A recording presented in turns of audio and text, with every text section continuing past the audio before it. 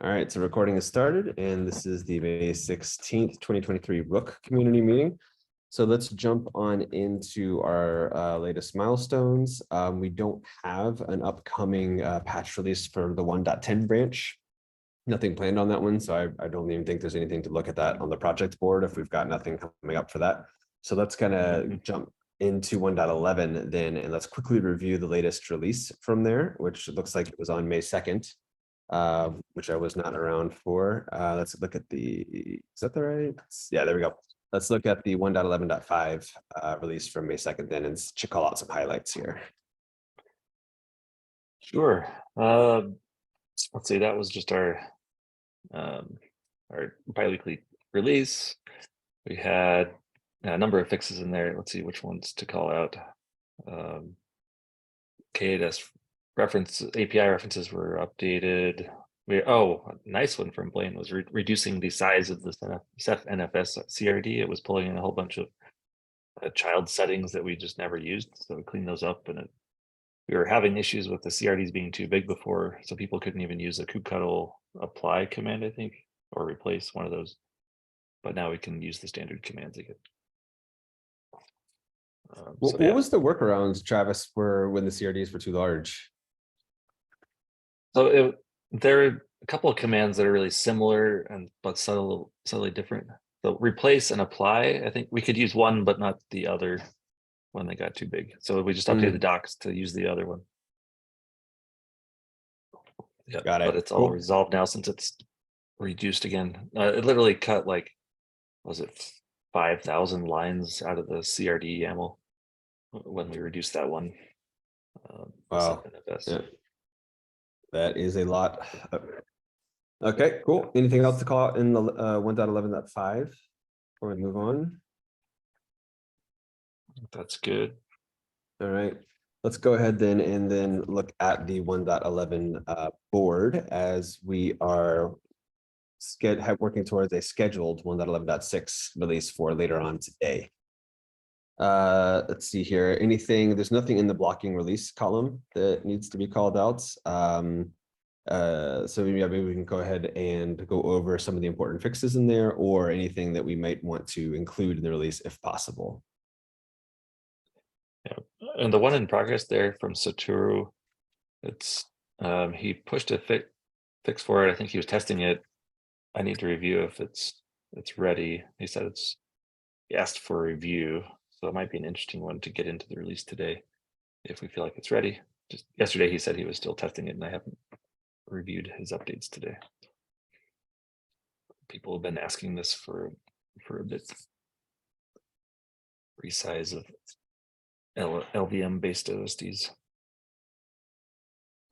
So yeah, I got it. It looks like he was pushing commits and getting a review from you earlier today. In fact, now that you're online in your time zone too. Yeah. Okay. You haven't even signed in to Git lately, huh? I actually during public meetings I leave myself signed off because any sort of like customer related information that from the LinkedIn from private repos into the activity feed. Don't want to show any of that stuff on public recorded channels. Good point. Okay. Yep. So I stay signed off. All righty. Okay, cool. And then so that's the only thing that's in progress or implementation progress. It looks like there's another pull request that is in review already as well. Any chance for that making it today as well? Yeah, I think we're waiting for response on some feedback there. I don't think that one's ready. Yeah, okay. Some questions. Yeah, it doesn't look like there's been some recent movement on it, at least 3 weeks ago. Okay, cool. And then otherwise, the regularly scheduled recurring every 2 weeks type of release is the intent of today for this patch. Yes, exactly. And I think based on Satoru's, if I have any questions, maybe anyway, maybe we'll just wait till tomorrow for the release to see if we need any updates. That'd be nice to have, but we'll see. Yeah, it'd be good anyways too, to when you take a look at that PR to assess, any sort of risk that it may have for, even if it is ready, if there's risk that would be incurred for including it in a release today also, but you can Exactly. assess that when you take a look at it. Yep. Cool. Okay.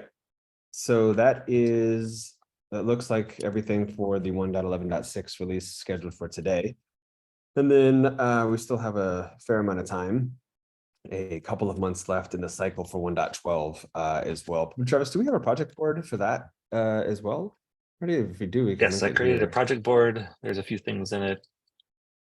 We should probably look at using the newer project boards at some point, but Yeah. still creating classic for now. Let's Yeah, I started to let's go populate this ahead. board, but there's more to do there.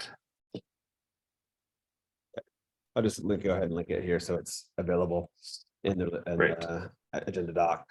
Okay, cool. Anything then that we want to go ahead go over for that's already on the 1.12 board, keeping in mind that it's still being fleshed out and there will be more things that will be added later on. Right, and I think later in the agenda doc, I pointed out that the roadmap is updated in the repo. The roadmap for 1.12 just has basically lists these features that some of these issues we have in the board here. So I mean, Kazi will be the big feature, or one of the big features, I think, if we can get that done in time. And then what else? Yeah, some node fencing for application failover is an important one, based on the new Kubernetes node taint for an out of service node. So that's an interesting one for our oldest active Rook issue, 1507, my favorite number. And Travis, what versions of Kubernetes will that work on? Because it has to have that node taint, you said? Exactly. I believe it's 1.25 or newer. Okay. I'd have to double check, but it's pretty new. Yeah, that is a long talked about issue that did not have suitable support and infrastructure. That'll be really exciting to see progress on that one. Really cool. It is still a manual step that the admin would have to taint the node, but at least after that, everything can be automated. Yep. Before it was a bit of a mess. You got to force delete pods. You got to go delete volume attachments and things. So anyway, so it'll be a much better experience, at least around it. Cool. Sounds good. So this then is the identified items that we have in the 1.12 roadmap. And then the 1.12 project board should largely reflect that, perhaps maybe a couple things that are out of sync from the roadmap, but the intent is to have this project board capturing everything in the roadmap as well. Yes. And yeah, we really should keep features up to date in this project board. Would be nice. And then when we get closer to the release, we'll create a blocking release column here, so we know what we need to make sure it gets in the release or what can wait till after for patch releases. Yeah, a little early for that now, 2 months away. Okay. Anybody want to add anything else for 1.12 or roadmap as well, which is fairly similar? Alex, anything you wanted to add, perhaps?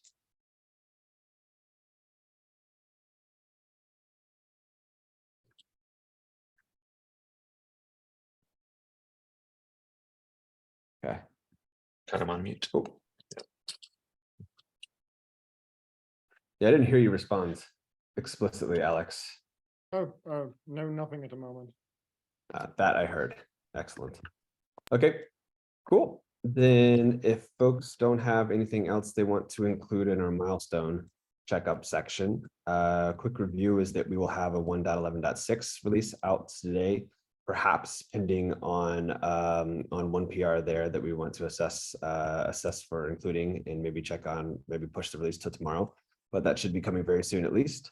And then the 1.12 project board will be updated a little bit more, but the roadmap has been committed and updated in the main roadmap entry for them in the Rook repo. So that is the direction, at least for what we're expecting to be delivering in the 1.12 timeframe. All right. So let's move on down to the community topics section then. So it looks like the CNCF monthly meetings we had with them have been officially canceled now. Yeah, I somehow missed that, and then I showed up for a meeting a couple weeks ago, and Amy didn't show up. Anyway, pinged her, and oh yeah, those are canceled. But there's a link there that we can schedule an on-demand meeting with, I assume, with her or others on whoever the CNCF project coordinators are, to figure things out. But I think in general, we haven't had a lot to talk about in those meetings anyway, so we can just sync up on Slack probably in general with her. She's really responsive on the CNCF Slack. What the hell is So, this? That's Yeah, you that's click what the I- link.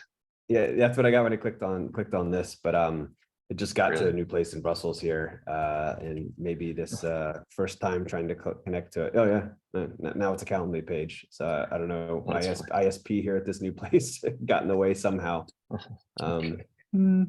Okay. Nice. Anywho, so cool. Yeah, so it's a Calendly. We can schedule a meeting if we want to on demand, if we want to sync up with Amy and Chris or whoever. Yeah. Cool. And the And main then did feedback Amy- we had. Oh, go ahead. Yeah. Did you say what was her response about that feedback? Is what I wanted to say. Yeah, exactly. So she said that, oh yeah, they'll put us on the list for bigger conference rooms for the project, or the maintainer discussion, the maintainer talks. Somehow we were not on a big conference room list, so we got a really small conference room. Did I tell you about this? So there were 72 seats in the room and 650 people registered. So that doesn't Oh, geez. very well. Those numbers aren't even the same order of magnitude. I know, right? So, Jeez. yeah, the four of us showed up to give the talk. We were 10 minutes early, and the room was already packed. Already standing full. room Oh, only. jeez. So we just started 5 minutes early, and it was kind of fun to see how many people were interested, but sad that so many people were turned away. Too bad they couldn't be accommodated though. Has the recordings are out now. I saw an email from that. Has that been shared with the community, like over Slack and stuff, to the recording of the talk and so people can see that, and especially if they weren't able to get into the room. Yeah, we haven't done that. So good point. Okay. I'll put that in the conferences channel.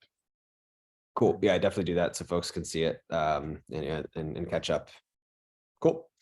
Exactly. Nice. Okay, great. And then if we need to meet up with CNCF folks, then we'll do that on an ad hoc basis.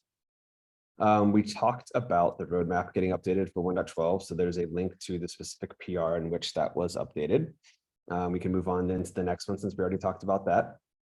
There's a documentation cleanup that's in progress, Travis.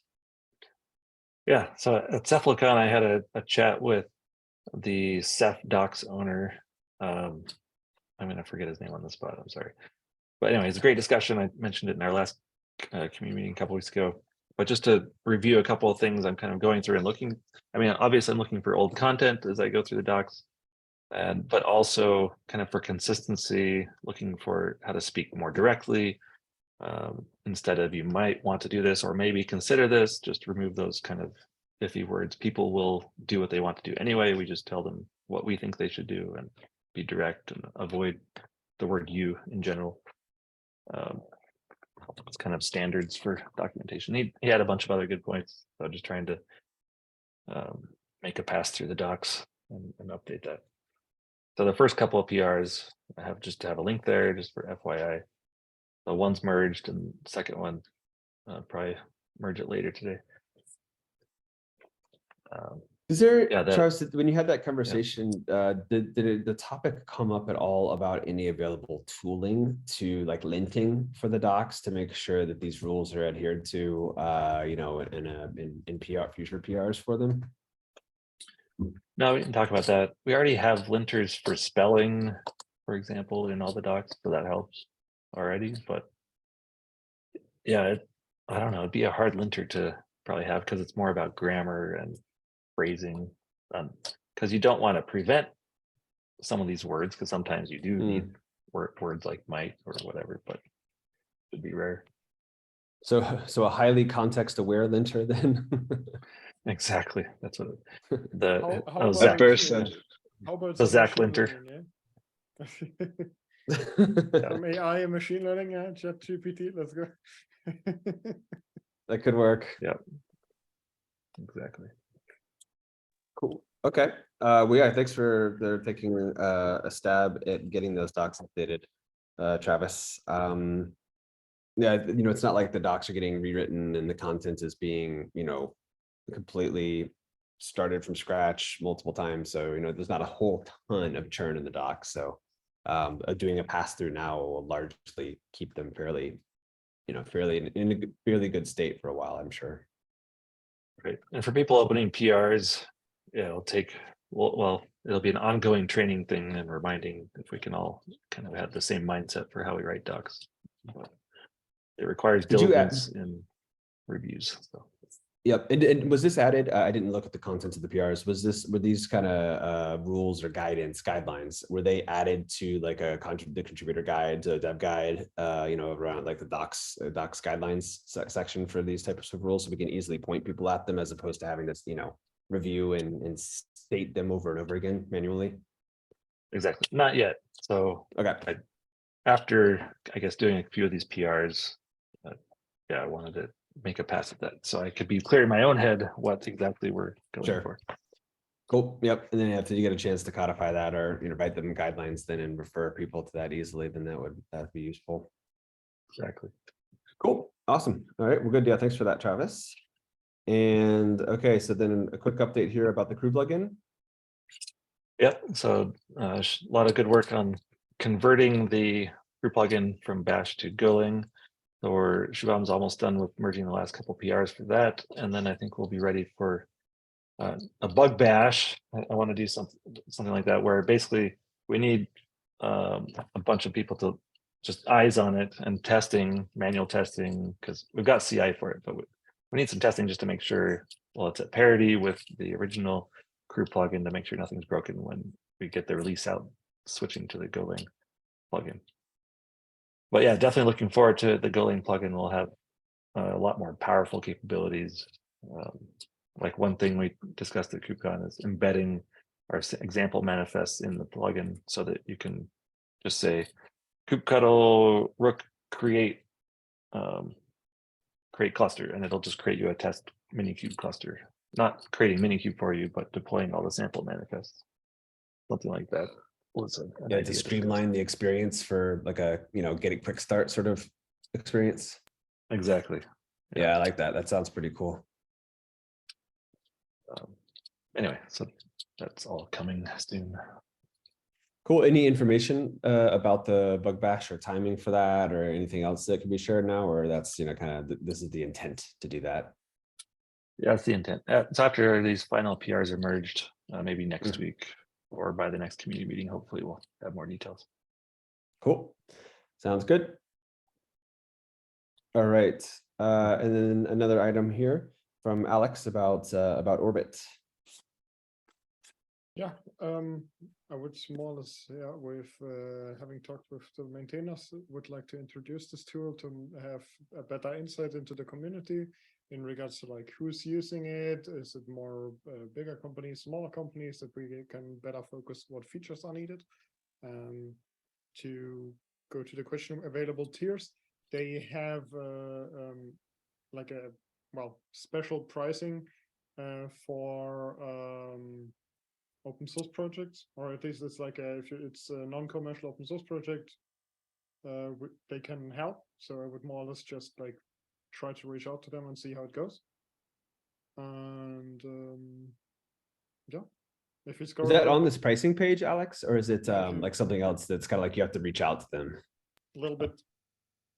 Yep, higher up. I go too far? Higher up. Higher. Oh, open source projects. Oh yeah, my just maybe a bit of feedback to the project. No, that and it looks like a sign up for our newsletter type of box. So my eyes immediately are just like, nope, like this is not what I'm looking for. So okay, that's super interesting that they have this too. Now, you're going to reach out to them, Alex, or have you already had that conversation with one of their reps? I'll go ahead and reach out to them and see what they say. Cool. I saw you adding CNCF sponsorship as a point.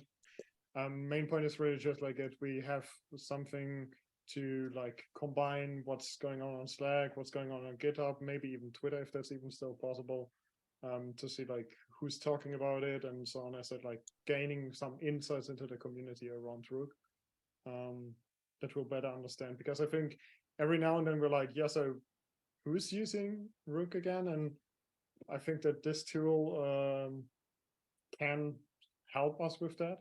I don't know if like Crossplane or Upbound is using it as well. Yeah, Crossplane is using it. So I have a fair amount of experience with Orbit already in the free tier. And like the amount of insight, like exactly with the intent that you have here with it, Alex, is what it provides essentially, and it gives you a good way to connect to the contributors, and especially I like the availability of identifying who is valuable in the project, so you can nurture them and like do developer enablement sort of things, and maybe sending some swag to new contributors that are growing in the project as well. So it helps with that to really grow the community. It does help with that.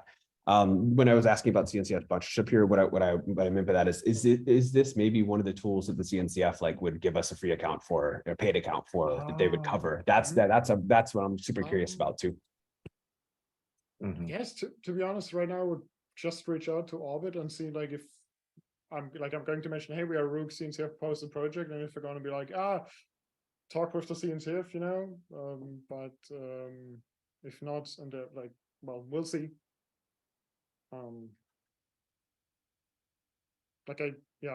I'll reach out to them. They should hopefully know how to handle a CNCF project if CNCF does any sponsoring / of accounts for projects. So. Sounds good. Okay, so I definitely think it's a great idea. It's a very good tool. You do have to end up maybe doing a little bit more like sanitizing or what's the word they use, enrichment of the data as well. So you've got like good clean data. Sometimes gets a little confused about some things, but being able to see what who's contributing in Slack, who's contributing in GitHub, who's talking about Rook on Twitter, like all that stuff into one dashboard in one place, and like a model to identify like how into the project they are is pretty cool. Yeah, no, that's like I said, like it's I think at KubeCon as well, we talked a little bit about it as well with like, so who's using it? Like everyone's stopping by, but well, you're not really catching company names or anything sometimes. So and with the integrations available, I hope that this can help us solve these questions for ourselves. Cool, man. Yeah, let us know what you find when you talk to them then. Alrighty. Travis, in real time, you were adding a new agenda item. Yeah, I was just remembering that related to this, understanding the community and everything. So for about a year ago, we enabled or allowed users to enable the telemetry through Ceph, and we report Rook specific telemetry, a few data points about the clusters where they enable it. And so we haven't had anything in that telemetry dashboard that the Ceph team has, but they're working on adding it in the next couple of weeks. So I'm hoping soon we'll have something like a Rook dashboard, at least, or as some widgets that show us some Rook information. But just as a preliminary thing, I think Yarit, who owns the telemetry, she said that there are about 150 Rook clusters with telemetry enabled. So we should get some data. I don't know how big they are or whatever, but once we have that in the dashboard, we'll start to get some insight, which will be helpful related to the what's happening in the community. We just haven't known until now, so it'll be nice. Yep, that's related and also useful. So very excited to see that data and that information as well too. Cool. All right, so then that looks like that's everything that was on the agenda doc. Does anybody have any other items that they wanted to bring that weren't in the doc? I just wanted to flag I added at the KubeCon talk reporting link in the doc. Oh, sweet. Thank you, Blaine. Yeah, so this one here. Yep. Awesome. Cool. Let's follow up to drop that into Slack as well. Okay. And then let's take a look at the action items then as well. Maybe this one will, Travis, are you gonna do this one here then, or Blaine, if you already had the link, you want to go ahead and add it in Slack too? But Yeah, Blaine, if you want to I put it, sure. yeah, totally. Cool. Blaine's I name think is within. Saturo had a talk. He could post. And, yeah, I'll ping him about that. Yeah, get them all on So- there for sure. Severe brought up a good point in the chat. That the Oops, chat, Cephalocon missed it. recordings are also available. Right. Yeah, share There those have as been well. quite a lot Definitely. of talks about Rook Yeah. as well. So Yeah. Definitely share those too. Mhm. Cool. Yeah, Parth, you could post yours, and Shubham could. Anyway, we'll do that. Sure.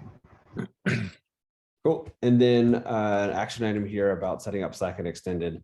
Yeah, now that I'm back from super extended PTO, then this is something I can, at some time in the near future. I definitely won't be doing it today, but sometime I can get to this now and take care of all of it. Yeah, that's what we have in place is working for now. It doesn't seem like a problem. So whenever you get to it, sounds good. Have we had to refresh the invite link yet on because we don't have automation around that, correct? Correct. I We're just don't using the think so. same one. I would It have thought must we were be. already using the other Slack thing. The Slack extended. No, it seems to be still working. See what Rook is up to is. Okay, good. Because they Yeah, people they are don't still expire at a joining. time, but like 400 invites, they will expire after that. So that's the kicker to watch out for. I think if that means 400 people have to go Except that, I'm pretty accept sure. it, Yeah, then we I'm got pretty lots sure. of time. I'm pretty sure. Right. Yeah. Exactly. Yeah. Cool. Excellent. Good. Okay. Sounds good. Anything else then before we go ahead and adjourn for the week?